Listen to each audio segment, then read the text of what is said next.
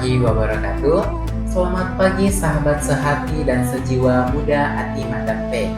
Kembali lagi kami bersua di podcast Mandua Kota Parepare yang akan membahas hal-hal kehidupan sehari-hari. Hari ini kita mengangkat tema yaitu bagaimana sih pacaran dalam Islam. Hari ini saya sudah bersama narasumber kita, Kepala Madrasah Alia Negeri 2 Kota Parepare, yaitu Ibu Hajah Darna Daming SAG MPD. Ibu, hari ini bagaimana kabarnya? Alhamdulillah baik, Nak. Alhamdulillah. Kalau Ihsan bagaimana? Alhamdulillah Bu, saya sangat baik sekali. Karena saya sangat semangat menjalankan ibadah puasa yang sangat suci ini.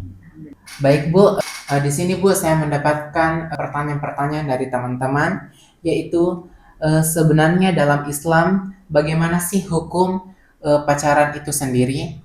Baik, Ihsan. Jadi pada dasarnya Allah Subhanahu wa taala telah menciptakan manusia secara berpasang-pasangan dan kemudian menjadi bersuku-suku dan berbangsa-bangsa. Sehingga di antara mereka itu akhirnya bisa saling berinteraksi dan saling mengenal satu sama lain. Kemudian manusia itu juga dianugerahi fitrah sejak lahir, yaitu fitrah itu tidak mungkin tidak dijalani oleh manusia. Misalnya berkenalan dengan lawan jenis atau berkenalan perempuan dan laki-laki, kemudian dari perkenalan itu akhirnya timbul rasa suka atau rasa cinta. Di dalam surah Ali Imran ayat 14 Allah Subhanahu wa taala berfirman, Bismillahirrahmanirrahim. Zuyyina lin-nasi hubbus syahawat minan nisa'i wal banin wal qanatiril muqantarati minaz zahabi wal fiddah wal khail al musawwama wal an'ami wal harz. Ayat ini menjelaskan bahwa ada 6 kesukaan pada diri manusia itu. Ya, salah satunya adalah kesukaan terhadap lawan jenis, ya, di mana laki-laki menyukai perempuan, kemudian sebaliknya perempuan menyukai laki-laki. Ya. Kemudian terkait dengan pertanyaan dari Ananda Ihsan, bagaimana hukum pacaran dalam Islam itu? Ya, jadi Islam itu tidak mengenal yang namanya pacaran, tetapi Islam hanya mengenal namanya ta'aruf. Ta'aruf itu tujuannya adalah untuk mengetahui bagaimana calon pasangan kita nanti supaya bisa menunjang keharmonisan dalam rumah tangga nantinya. Nah, di sini para ulama berbeda pendapat bagaimana ta'aruf itu. Nah, yang pertama ada yang berpendapat bahwa boleh saja kita berhadapan langsung dengan calon pasangan kita, tetapi harus ditemani oleh mahram atau ditemani oleh orang yang dipercaya, baik dari pihak laki-laki atau dari pihak perempuan. Dan yang kedua, kita melakukan ta'aruf bisa dengan mewakilkan kepada orang lain yang bisa dipercaya. Baik Bu, saya ini mendapatkan lagi pertanyaan-pertanyaan dari sahabat-sahabat. Kalau begitu Bu, berarti pada bulan Ramadan itu tidak boleh ya pacaran. Kalau pacaran saat berpuasa, apakah dapat membatalkan puasa? Pada dasarnya hukum berpacaran itu baik pada bulan Ramadan atau bulan-bulan selain bulan Ramadan itu sama saja, Ihsan. Di dalam surah Al-Isra ayat 32 Allah Subhanahu wa taala berfirman, "Wala taqrabuz zina innahu kana fahisyatan wa sa'a sabila." Janganlah kalian mendekati zina.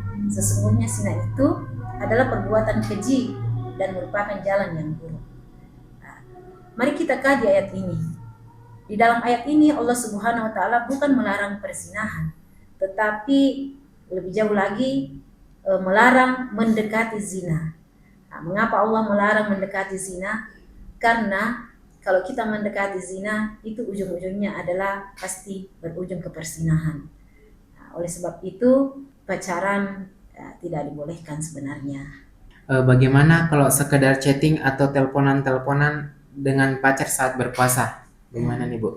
Jadi begini ya, sekarang itu perkembangan zaman semakin pesat, sehingga interaksi laki-laki dan perempuan itu bukan hanya di alam nyata tetapi di alam maya. Kemudian tontonan-tontonan itu, siaran-siaran yang disajikan oleh media sosial berupa tontonan-tontonan yang tidak like diantaranya adalah tontonan-tontonan mereka di belahan bumi sebelah sana yang mempertontonkan bagaimana mereka berpacaran, yang menyebabkan remaja-remaja kita itu juga Sangat ingin tahu ya Bu, ya bagaimana sangat rasanya ingin tahu, berpacaran karena itu. jiwa remaja itu sekarang Betul, bergejolak dan ingin mencoba hal-hal yang baru mereka betul lihat. Bu, betul. Nah, jadi sehingga banyak sekarang ini gaya berpacaran anak-anak kita sudah sangat melampaui batas.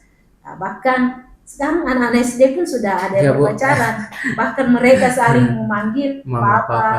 mama dan sebagainya. Nah, hal ini harus dihindari karena hal inilah yang namanya mendekati zina. Betul. Misalnya kita berpegang-pegangan, saling berkata-kata mesra, hal-hal seperti itu adalah termasuk mendekati zina.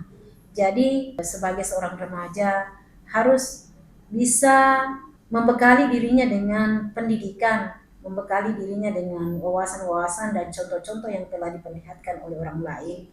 Bagaimana sih dampaknya itu kalau kita berpacaran secara bebas.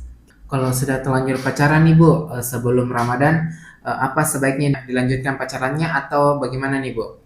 Anak pisan kalau bagaimana kalau pacaran sebelum Ramadan, apakah dilanjutkan sesudah Ramadan? Ya kalau saya sih baik pada bulan Ramadan atau selain bulan Ramadan, itu seperti yang Ibu sampaikan tadi, ya sebaiknya kita bergaul lah sama dengan teman-teman perempuan atau laki-laki, tetapi tidak usah berpacaran dulu. Berarti Kita ada harus ada bersahabat batasan. saja supaya bisa saling bertukar pikiran. Iya, Ya, betul. jadi di bulan Ramadan atau bukan bulan Ramadan tidak usah melakukan Iya. pacaran. Baik, itulah penyampaian dari Ibu narasumber kita. Masya Allah, luar biasa sekali pembahasannya kali ini. Nah, intinya Islam tidak mengajarkan berpacaran, tapi menganjurkan ta'aruf sebelum melangsungkan pernikahan. Sekian pertemuan kita pada hari ini. Dari hati kami mengabarkan dengan hati-hati. Wassalamualaikum warahmatullahi wabarakatuh. Dari hati kami mengabarkan dengan hati-hati, Mandu Kota Parepare mengudara.